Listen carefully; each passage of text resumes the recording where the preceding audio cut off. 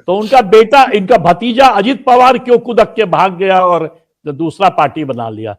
आपको कह रहा हूं, जैसा शिवसेना में उद्धव ठाकरे जी को सत्ता पकड़ा दी, जबकि सब जानते थे कि राज ठाकरे को मिलना चाहिए, वही कहानी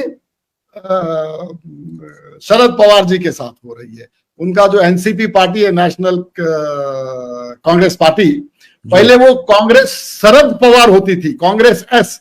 जब वो कांग्रेस छोड़ के, और उन्होंने कांग्रेस क्यों छोड़ा था? एक्चुअली कांग्रेस में उन्होंने देखा गांधी परिवार के अलावा कोई और परिवार को प्रधानमंत्री बनने का प्रोबेबिलिटी बहुत ही कम है, तो उन्होंने, वो कद्दावर नेता थे, तो उन्हें लगा कि शायद वो संभाल लेंगे। लेकिन असली जब उनको सपोर्ट नहीं मिला, कि पूरे देश भर में कहीं और से और शायद कर्नल साहब, प्राइम मिनिस्टर बनने का भी ख्वाब था शरद पवार का, क्या? जी हाँ, निश्चित तौर से। और सोनिया गांधी आगे बढ़ गई, मनमोहन सिंह बन गए, तो ये पीछे हट गए, क्या? जी हाँ, तो उन्होंने कांग्रेस पार्टी छोड़ दी, कांग्रेस शरद पार्टी बना ली, और बाद में उसे एनसीपी कर लिया, और फिर कांग्रेस से ही मिल गए। आप देखेंगे डिफेंस मिनिस्टर बने रहे, एग्रीकल्चर मिनिस्टर है, हर का लाभ उठा रहे। कांग्रेस ही है। यहाँ आपके दर्शक को बताना चाहूंगा कि महाराष्ट्र में सबसे कम उम्र के मुख्यमंत्री शरद पवार जी थे। उन्होंने कांग्रेस को, मतलब वसंत दादा पाटिल साहब जो थे उस समय के, वहां से मुख्यमंत्री कुर्सी पर उनका बहुत ख्याति हुआ करता था, तो उनको हटवाकर खुद मुख्यमंत्री 38 साल के उम्र में बन जाना एक छोटी मोटी बात नहीं है। इसीलिए वहां उन्हें सब चाणक्य कहते हैं, जैसे आजकल सब चाणक्य कहते हैं सेंट्रल में अमित शाह जी को, तो महाराष्ट्र के चाणक्य शरद पवार जी को कहा जाता है। इसीलिए मैंने कहा। और दूसरी बात कर्नल साहब, ऑडियंस को बता दें कि भारत में सबसे लंबा जो इनिंग्स चला कांग्रेस का, वो भी महाराष्ट्र में था।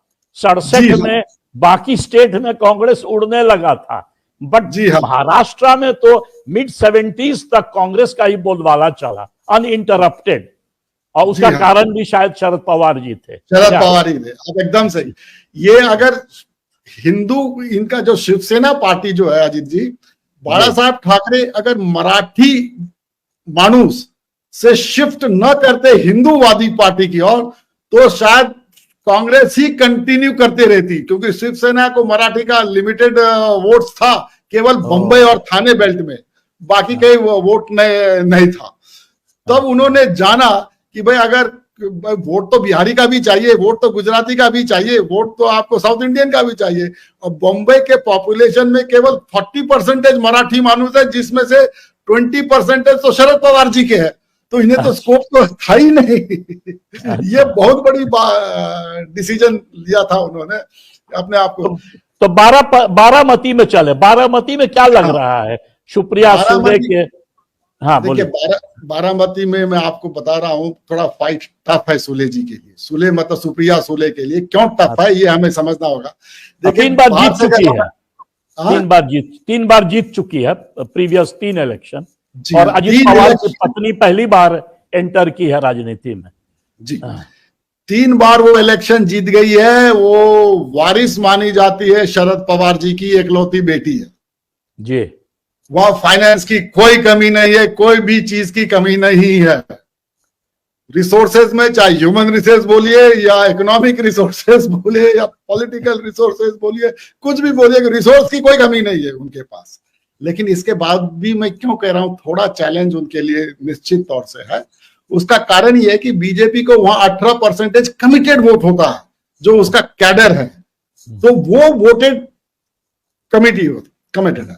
जो इस बार एनसीपी के जो इनके भतीजे जी है अजीत दादा पवार, उनको केवल इतना करना है कि अगर वो 30% एग्जिस्टिंग एनसीपी के वोट अगर ले ले, केवल 30%, मतलब एक तिहाई से भी कम, एक्चुअली उससे भी कम, क्योंकि कुछ शिवसेना के जो ग्राउंड लेवल के उनके पक्ष में है, और मोदी जी का एकाध अगर वहां पर तो हुआ नहीं है बारामती में इस बार, अगर होता तो शायद और मजबूत हो जाते। तो ये बात बहुत मतलब तनाव देने लायक है शरद पवार जी को, क्योंकि उनका प्रतिष्ठा दांव पे लगा हुआ है कि अगर वो हार गई तो गन्ने की कड़ी बुनियाद, जिसे मराठी में खुडक्या और कुछ उत्तर भारत के क्षेत्रों में खुटकी भी कहा जाता है, उसे केवल भोलानाथ का 2-in-1 बैटरी ऑपरेटेड हार्वेस्टर कम ब्रश कटर आसानी से और बिना रुकावट के काट सकता है।